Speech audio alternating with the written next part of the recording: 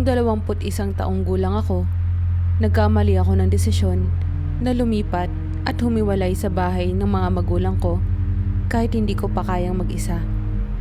Ilang buwan ko na rin itong pinaplano.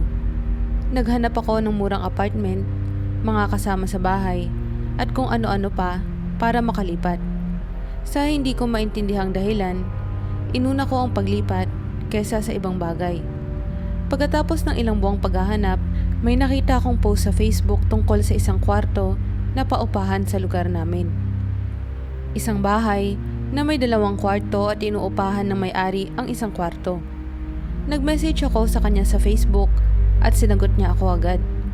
Tinanong niya ako ng ilang bagay. Tapos, pinadala niya ang isang dokumento. Parang mahaba itong listahan ng mga patakaran sa paglipat. Mga simpleng bagay na pangkaraniwang alam na. Pagkatapos kong pumayag sa mga patakaran, pinapunta niya ako para tingnan ang kwarto sa mismong araw na iyon. Pagdating ko, nagulat ako sa kalinisan at ayos ng lugar. Parang model house to. Ang ganda ng dekorasyon at mga gamit. Pero medyo kakaiba si Terry, ang may-ari. Nasa late 20s siya, pero ang kilos at itsura niya ay hindi tugma sa itsura ng bahay. Nakasuot siya ng maruming t-shirt at parang may kakaibang paraan ng pagsasalita. Pero dahil sobrang excited ako na makalipat, hindi ko na yun pinansin.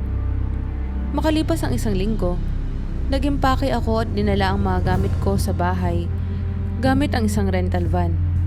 Pagpasok ko, halos inakala ko na mali ang bahay na napuntahan ko. Walang kalaman-laman ang bahay. Walang dekorasyon ng mga gamit maliban sa isang lumang sofa sa sala. Ibang-iba ito sa bahay na nakita ko noong una. Nandun si Terry at umaakto na parang walang kakaiba. Patuloy lang siya sa pagsasalita ng walang tigil tungkol sa pagiging excited niya na may makasama sa bahay. Tinanong ko kung nasaan ang mga gamit at dekorasyon. Pero hindi niya pinansin ang tanong ko at agad na tumulong sa pagpasok ng mga gamit ko sa loob. Medyo nagduda ako. Pero tumuloy pa rin akong lumipat.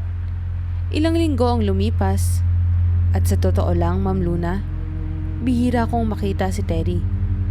Palagi siyang nasa trabaho at umuwi ng gabi na. Pero makalipas ang 1 buwan, napansin ko na halos hindi na umuwi si Terry. Minsan, 1 beses sa 1 linggo lang siyang umuwi ng bandang 2:00 o 3:00 ng madaling araw. Nagpapalipas siya ng ilang oras sa ibaba, tapos aalis ulit at hindi babalik sa loob ng 1 linggo. Isang parte sa akin ay hindi nag-aalala dahil masaya ako na solo ko ang bahay. Pero may parte rin na curious kung anong ginagawa niya. Isang gabi, bandang 2:00 ng madaling araw, ilang linggo na mula noong huli ko siyang makita. Nagising ako sa malakas na pagkatok sa pinto ng kwarto ko at pagtawag niya sa pangalan ko. Tumayo ako at agad lumapit. Nasa pintuan si Terry. Pawis na pawis at galit ang itsura. "Huwag kang lalabas ng kwarto mo," sabi niya sa malupit na boses. Tapos, hinablot ang pinto at sinarado ito ng malakas. Nakatayo lang ako sa gulat, nakikinig sa paglakad niya pababa ng hagdan. Dahan-dahan kong binuksan ang pinto at pagkatapos ng ilang segundo, narinig ko ang tunog ng isang mabigat na bagay na hinihila sa sahig papunta sa garahe. Dali-dali akong bumaba para alamin kung ano ang nangyayari. May bakas ng putik at dumi sa sahig mula sa kusina papunta sa pinto ng garahe. Sinubukan kong buksan ito, pero parang nilak niya mula sa loob. Naisip ko na mas mabuti pang umalis na lang ako at tumakbo papunta sa motor ko habang tinatawagan ng pulis.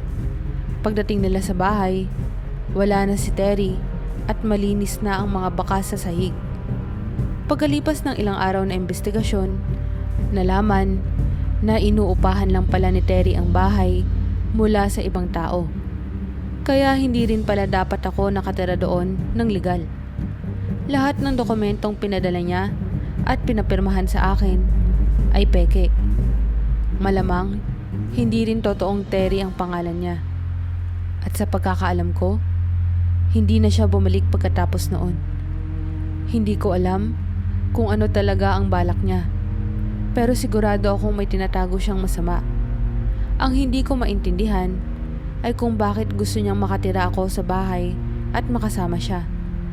Hindi ko maiwasang isipin, Ma'am Luna, na baka may plano siya para sa akin. Mabuti na lang at nakalayo ako bago pa nalaman iyon sa masamang paraan. Kwento ito ng tatay ko. Mga 35 taon na ang nakalipas. Ikikwento ko ito mula sa pananaw niya kung paano niya ikinuwento sa akin. Lumaki siya sa Portland, Oregon. Noong bata pa siya, madalas silang mag-camping ng mga kaibigan niya. Isa itong paraan para makapag-inom at magsaya kahit mga underage pa sila. Noong mga nasa 18 years old siya, nagplano silang mag-camping isang weekend malapit sa isang lawa na tinatawag na Small Fry. Hindi ito masyadong malayo sa Portland, pero sapat na para makalayo. Dahil minadali ang plano, wala silang masyadong nadala maliban sa mga kumot at isang case ng beer na binili ng kuya niya para sa kanila. Pagkatapos ng klase noong Biyernes, umalis sila at nang makarating doon, nakahanap sila ng lugar na may maluwang na espasyo para iparada ang kotse nila. Sa umpisa, nagsindi sila ng maliit na apoy at uminom ng ilang beer. Pero mabilis silang na-bored, kaya naisip nila na mag-swimming. Ang lugar na pinarkingan nila ay hindi malapit sa mismong trail papunta sa lawa. Pero mga kalahating milya lang ang layo nito at alam naman nila ang direksyon papunta roon. Medyo lasing na siya at ang 3 kaibigan niya. Dahil mababa pa ang tolerance nila sa alcohol noong edad na iyon. Nagdesisyon silang pumunta sa gubat papunta sa lawa. 80s pa po ito nangyari, kaya wala pa silang mga cellphone na may mapa para masigurado ang daan. Habang lumalakad, panatag silang nasa tamang direksyon sila. Sa tingin ko, mga 15 minuto na ang nakalipas simula nang umalis kami sa kampo nang biglang nag-iba ang pakiramdam ng paligid. Mainit at halos summer na. Mga nasa 70 degree ang temperatura. Pero habang naglalakad kami, nararamdaman naming palamig ng palamig ang paligid. Bigla akong nakaramdam ng kakaiba at tumayo ang mga balahibo ko. Sabay-sabay kaming nagdesisyon na bumalik sa kampo nang hindi na nag-uusap. Tumakbo kami pabalik sa pinakamabilis na paraan na kaya namin. Sa totoo lang po, ang nasa isip ko lang nun ay hindi ako pwedeng mahuli sa pagtakbo dahil ayokong ako ang maging biktima. Hindi ko maipaliwanag kung bakit, Ma'am Luna. Pero sa sandaling iyon, nasa fight or flight mode kami at ang desisyon namin ay tumakbo. Parang may nararamdaman akong presensya sa likod ko. Hindi isang tao, pero parang may isang bagay na tila gustong makasakit sa amin. Agad kaming bumalik sa kotse. Binuksan ito ng mabilis, sumakay at tumakbo pabalik sa bahay. Iniwan namin ang apoy na nasindihan sa kampo, pati na rin ang mga damit at kumot na dala namin. Tahimik ang biyahe pa uwi. Pagkarating sa bahay, umuwi rin agad ang mga kaibigan ko at hindi na namin muling pinag-usapan ang nangyari. Ilang linggo ang lumipas at tag-init na noon. Nag-camping ang pamilya ko kasama ang ilang pamilya na malapit sa amin. Isang gabi, habang nagkikwentuhan ng grupo sa tabi ng apoy, may isang kaibigan ng pamilya na nagkwento ng kakaibang karanasan niya sa pag-hike kamakailan. Kwento niya, nag-hiking sila ng asawa niya kasama ang ilang kaibigan noong Sabado. Pagdating nila sa lugar, nagulat sila na walang tao doon. Kahit kilalang hiking spot iyon. Kaya, inasahan nilang maraming tao. Habang paakyat sila, dumating sila sa isang talampas na tanaw ang lawa. Pero nang makarating sila sa taas, bigla silang nakaramdam ng kaba at parang ayaw na nilang manatili doon. Hindi man lang nila nagawang masilayan ng gusto ang tanawin. Agad silang nagdesisyon na bumaba ng bundok ng mabilis at tahimik. Hindi na rin nag-usap sa buong daan pa uwi. Tinanong ko kung saan sila nag-hiking. Kahit hindi ko sinabi na may kaparehas akong karanasan. Sabi ng lalaki, sa Small Fry Lake sila nag-hiking, na talagang nagpagulo sa isip ko dahil doon din kami nag-camping noong gabing ring iyon. Hindi ko sinabi ang nangyari sa akin dahil ayokong mag-alala ang mga magulang ko at pigilan akong bumalik doon. Habang kausap ko ang lalaki at asawa niya, sinabi nila na pakiramdam nila noon na parang iyon na ang huling mga segundo ng buhay nila. Sabi ng lalaki, nakita pa niya ang mga alaala ng buhay niya habang nagmamadali silang bumaba. Hindi ko alam kung ano ang mayroon sa lawa na iyon. Pero alam ko, hindi tama ang pakiramdam doon. Hindi ako naniniwala sa supernatural. Pero matapos ang nangyari, pakiramdam ko, yun lang ang maipapaliwanag ko. Ang tanging sigurado lang ako, hindi na ako babalik kahit kailan sa lugar na iyon. 26 years old ako noong mangyari ito. Kakamatay lang ng nanay ko na single parent at bilang nag-iisang anak, naiwan sa akin ng bahay nila na pwede kong ibenta o kaya naman ay lipatan. Nakatira ako noon sa isang pangit na apartment dahil hindi ko pa kayang magrenta sa mas magandang lugar. Matapos ang mahabang pag-iisip, nagdesisyon ako na lumipat sa bahay ng nanay ko. Bayad na ito. Kaya, makakatipid ako ng malaking pera sa paglipat. Ang plano ko ay makaipon ng ilang taon para makabangon ulit. At saka, ibebenta ang bahay at bumili ng bahay na gusto ko. Pagkatapos ng kontrata ko sa apartment, lumipat na ako sa kabilang dulo ng bayan patungo sa bahay. Bahagi ito ng isang komunidad na karamihan ay dating mga sakahan. Pero sa mga nakaraang taon, tinigil na ang mga gawain sa lupa at naging bakanteng mga taniman na lamang ito. Ganoon din ang nangyari sa lupa ng nanay ko. Ang bahay na iyon ay parang lumang barnhouse sa gitna ng malawak na lupa, na may maliit na mga talahiban na daanan papunta rito. Sa unang linggo ng paninirahan ko, halos lahat ng oras ko ay ginugol sa paglilinis at pag-aayos ng mga gamit ko. Isang gabi, habang naglilinis, narinig kong may sasakyan na papalapit sa bahay. Sumilip ako sa bintana at nakita ang isang lumang pickup truck na bumabaybay sa daanan. Nakakapanibago dahil ang tanging rason para dumaan doon ay kung pupunta sila sa bahay ko. Pagdating sa dulo ng daan, huminto ito. Nakita ko ang isang lalaking nagmamaneho pero hindi ko maaninag ang mga detalye. Saglit itong tumigil. Nakabukas ang headlights na tumatama sa bukid.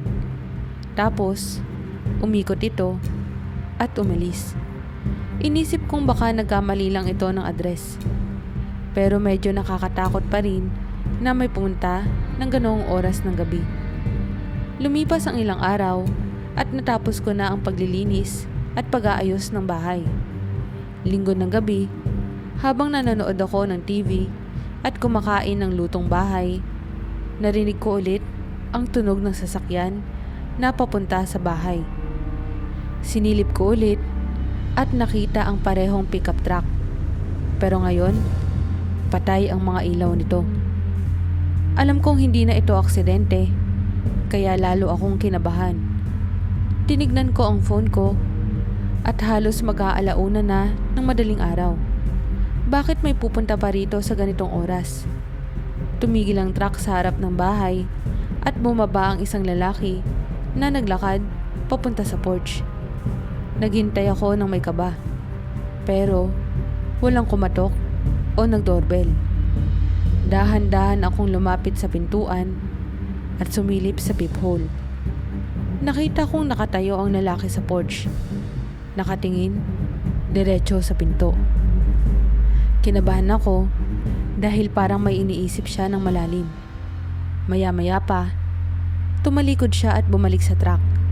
Tapos, umalis ng mabilis. Tinawagan ko ang pulis para mag-report, pero wala namang ibang magagawa pa. Natulog ako ng may masamang pakiramdam. Tama ang hinala ko, dahil nagising ako sa tunog na parang may kumakatok sa pinto. Isang katok lang yun. Bumangon agad ako at sumilip sa bintana. Pero wala ang truck na inaasahan kong makita sa labas. Tahimik akong lumabas ng kwarto at dahan-dahang bumaba ng hagdan. Pero bago pa ako makababa, nakita ko na bahagyang bukas ang pintuan sa harap. Nanginig ako sa takot at maya-maya pa, narinig ko ang mga yabag sa hallway sa ibaba. Dali-dali akong nagtago sa bakanteng kwarto sa tabi ko at tinawagan ng 911 habang papalapit ang yabag sa hagdan. Dumiretso sila sa master bedroom at narinig ko ang paggalaw ng mga gamit. Parang may hinahanap. Hindi ako makapagsalita sa pulis sa takot na marinig ako ng kung sino mang lalaki na pumasok. Kaya tahimik lang akong nakinig. Ilang minuto silang naghalughog bago bumaba at tuluyang umalis ng bahay. Nagsimula na ako makipag-usap sa pulis habang tumatakbo sa likod ng pintana para tingnan kung makikilala ko ang lalaking iyon bago siya makalayo. Madilim, pero nakita ko na siya rin ang lalaking nakita ko noong una. Naglakad siya papunta sa bukid na mataas ang mga damo at tuluyang nawala roon. Dumating ang pulis at sinubukang maghanap ng ebidensya. Hindi ko alam kung ano ang hinahanap ng lalaki. Pero mukhang may alam sila sa bahay na maaaring pag-aari ng nanay ko. Nakakatakot isipin na alam niyang nandyan ako at baka nasa kwarto. Pero pumasok pa rin siya at naghalughog. Ano kaya ang plano nila kung nandoon pa ako sa kwarto? Ibinenta ko ang bahay makalipas ang isang buwan dahil sa takot na bumalik sila. Hanggang ngayon, paminsan-minsan ay tinitingnan ko kung may ulat ng pagpasok sa bahay na iyon. Pero mula noon, wala na akong narinig na balita. 3 taon na ang nakalipas nang lumipat ako sa isang syudad sa East Coast. Dahil sa trabaho at pera, hindi ko na nagawang bisitahin ang lugar bago lumipat. Pero dahil uupahan ko lang naman ito at hindi bibilhin, hindi na ako nag-abala pa na bumisita bago lumipat. Mga bandang kalagitnaan ng Setyembre nang dumating ang mga taga-buhat at kinuha ang lahat ng gamit ko. Tapos, inihatid ito sa bahay na lilipatan ko. Mabuti na lang at mabait ang landlord at pinapasok niya ang mga taga-buhat para mailagay ang mga gamit sa loob. Dahil kinabukasan pa ako darating.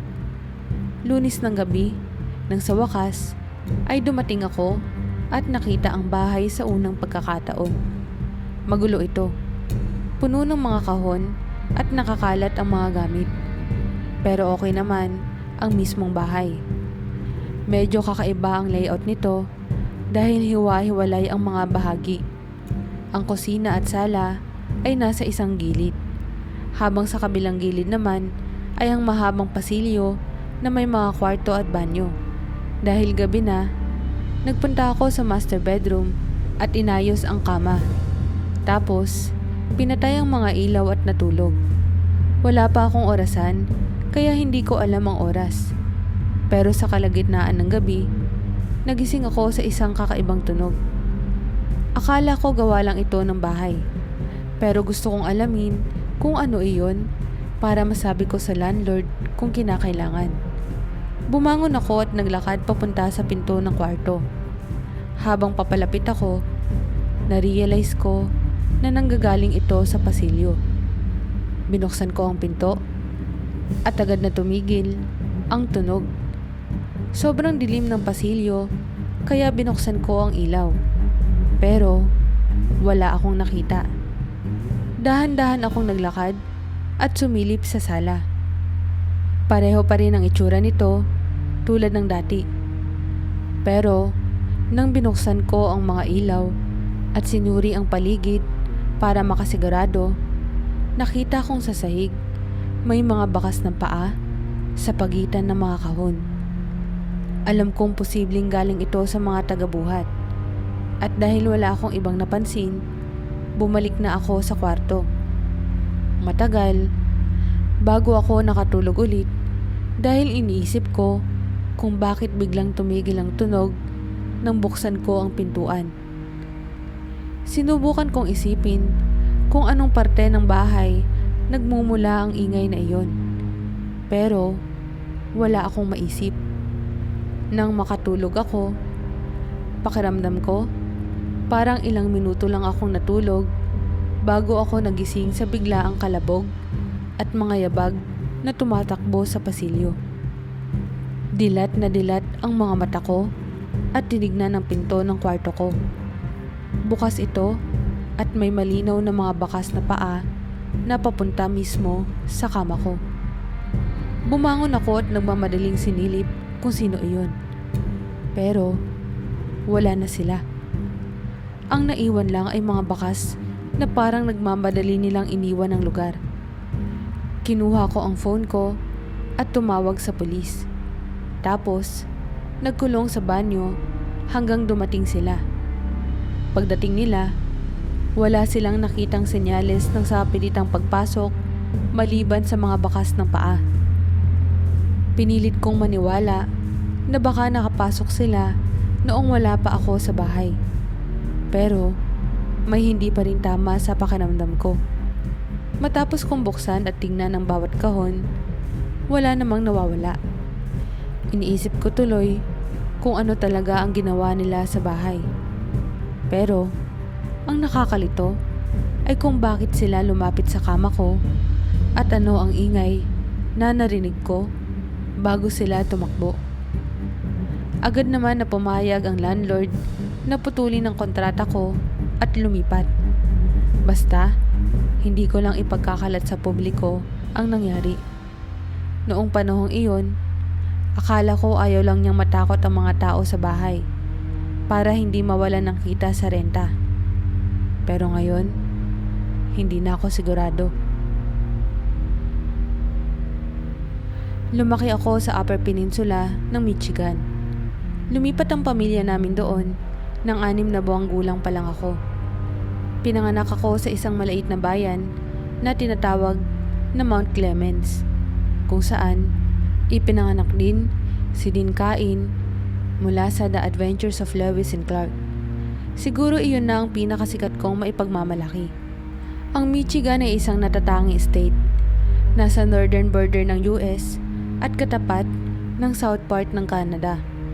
Karamihan sa mga ipinanganak sa Michigan ay nananatili dito at bihira lang ang mga bumibisita sa amin.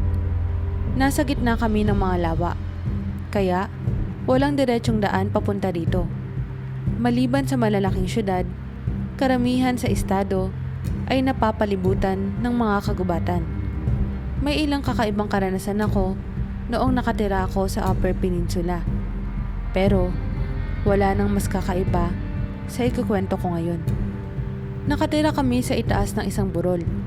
Mga 30 minutes ang layo mula sa pinakamalapit na bayan. Ang pinakamalapit na kapitbahay namin ay 10 milya ang layo. Tahimik sa paligid at halos walang dumadaan na sasakyan sa bahay namin. Nagkaroon ako ng kakaibang takot sa mga sasakyang umaakyat sa burol. Parang maririnig mo sila kahit malayo pa. Oo, may mga tao rin sa kalye namin. Pero hindi ito lugar na daanan lang ng kung sino-sino. Wala kaming pangalan sa mga daan namin. Puro numero lang. Habang tumatanda ako, unti-unting nawala ang takot ko kapag may sasakyan na dumadaan. Lalo na tuwing araw. Kabisado ko na rin ang karamihan ng mga sasakyan ng mga kapitbahay namin.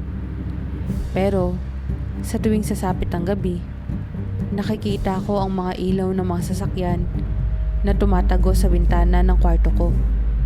Parang nakakatakot na pinturang bumabalot sa dingding.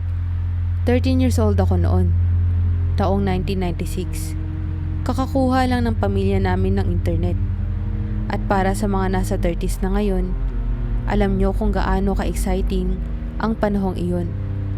Sa panahong ito, nilagyan ng tatay ko ng sliding glass door ang pader malapit sa computer. Noong panahong iyon, ang computer ang natatanging gamit namin para sa internet. Hindi katulad ngayon na bawat miyembro ng pamilya ay may kanya-kanyang gadget. Masarap magtrabaho sa computer habang tanawang-tanawin sa labas. Pero hindi nagtagal ang ginhawang iyon dahil sa isang kakaibang pangyayari. Sabado ng gabi yon, gising pa ako, nakaharap sa computer. Siguro nasa Yahoo chatrooms ako noon o naglalaro ng Myst. Sa simula, parang naramdaman ko lang to.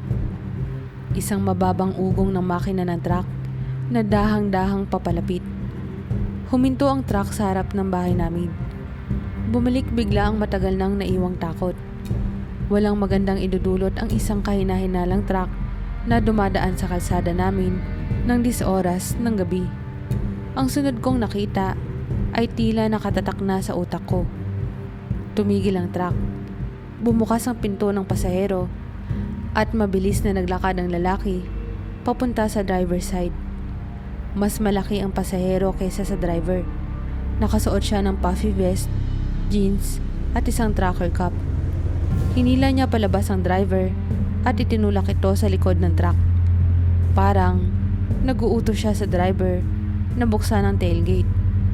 Nang buksan ito ng driver, kitang-kita ko ang takot sa mukha niya. Inabot ng pasahero sa driver ang isang pala at itinuro ang isang lugar sa gilid ng daan. Nagsimulang maghukay ng mabilis ang driver nang nanginginig. Maya-maya ay may nilabas ang pasahero mula sa likod ng truck. Parang sleeping bag na may laman. Tinapon niya ito sa hukay, bahagyang tinakpan ng lupa at mabilis na umalis ang truck. Siguro po ay iniisip mo kung sinilip mo ba kung ano ang binaon nila. Siyempre, sinilip ko. At iyon ang pinakamakapanindig balahibo sa lahat. Kinabukasan, paglabas ko sa daan, wala nang laman ang hukay. Alam ko ang nakita ko. Nandoon pa ang bakas ng mga gulong mula kagabi. Pero kung ano man ang inilagay nila doon, ay wala na. Nakita ko rin ang bakas ng mga yapak papunta sa kakahuyan. Hindi ko alam kung ano ang iisipin. Matagal kong sinikap kalimutan ang alaala na iyon at magpanggap na hindi ito nangyari. Bukod sa isang malalapit na kaibigan, wala akong sinabihan tungkol dito. Naniniwala ako na ang laman ng bag na iyon ay isang tao at akala nila ay patay na ito. Pero base sa nakita ko kinaumagahan, mali sila. Pwedeng isipin ng iba na gawa-gawa lang ito ng imahinasyon ng isang teenager. Pero naninindigan ako sa nakita ko. May ilang bagay sa mundong ito na hindi mo kayang ipaliwanag. At kahit kaya mong alamin, baka hindi mo rin magustuhan ang sagot.